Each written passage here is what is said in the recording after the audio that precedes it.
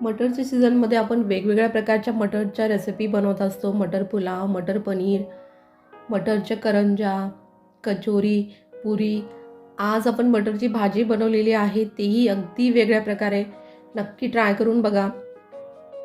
एक वाटीभर हिरवे मटर, जेवढी तुम्हाला भाजी करायची आहे त्यानुसार, 2 हिरव्या मिरच्या, कोथिंबीर, काड्यासकट, 2 लसणाच्या पाकळ्या आणि थोडंसं मीठ टाकून घ्या, म्हणजे जे आपण गोळे बनवणार आहोत त्यालाही चव आली पाहिजे.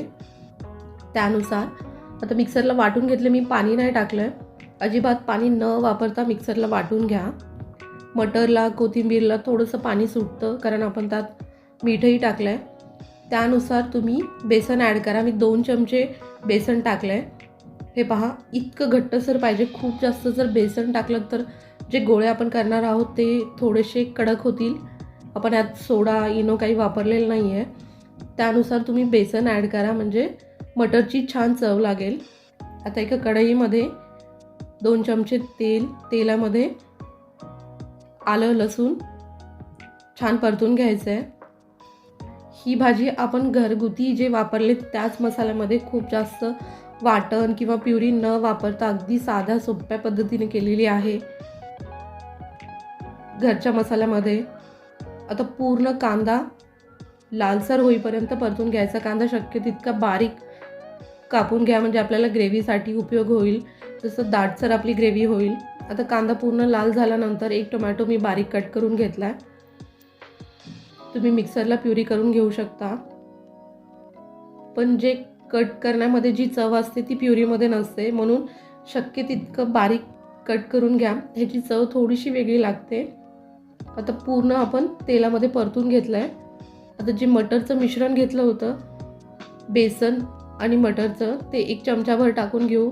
ग्रेव्हीला थोडासा दाटसरपणा येईल आणि ग्रेव्हीमध्येही मटरची छान चव लागेल. 1-1.5 चमचा मी लाल तिखट टाकलं आहे. तुम्ही तुमच्या आवडीनुसार कमी जास्त करू शकता. अर्धा चमचा हळद, 2 चमचे धने पावडर, 1 चमचा गरम मसाला आणि अर्धा चमचा मी पावभाजी मसाला टाकला आहे, थोडासा तिखटपणा येण्यासाठी. पावभाजी मसाला नसेल तर तुम्ही स्किप करू शकता. आणि चवीनुसार मीठ आपण ते गोळ्यामध्येही टाकलं आहे, जे मिश्रणामध्येही टाकलं आहे, त्यानुसार तुम्ही ग्रेव्हीमध्ये मीठ ॲड करून घ्या. आता पाणी टाकलं आहे. एक साधारण 2 वाट्या पाणी टाकून आपल्याला ग्रेव्ही शिजवून घ्यायची आहे. आणि त्याच ग्रेव्हीच्या वरती आपण जाळीची प्लेट ठेवली आहे.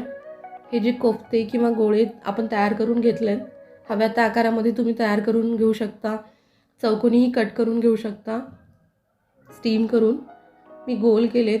आता ह्याला याच ग्रेव्हीमध्ये एक 10 मिनटं किंवा 5-7 मिनटं परतून घ्यायचं आहे. हे पहा, छान झालेत.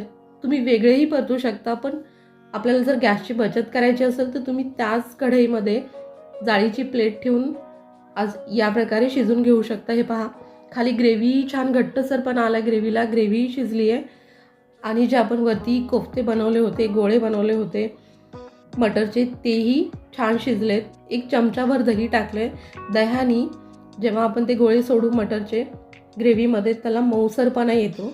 त्याच्यामुळे 1 चमचाभर दही, कमी आंबट असेल तर ॲड करून घ्या, किंवा साय टाकली तरीही चालेल. आपण आता हे मटरच्या गोळ्यांनाही छान चव येईल म्हणून परत ग्रेव्हीमध्ये 5 मिनटं शिजवून घ्या. तसंही आपली ग्रेव्ही आणि हे शिजलेलं आहे पूर्ण भाजी.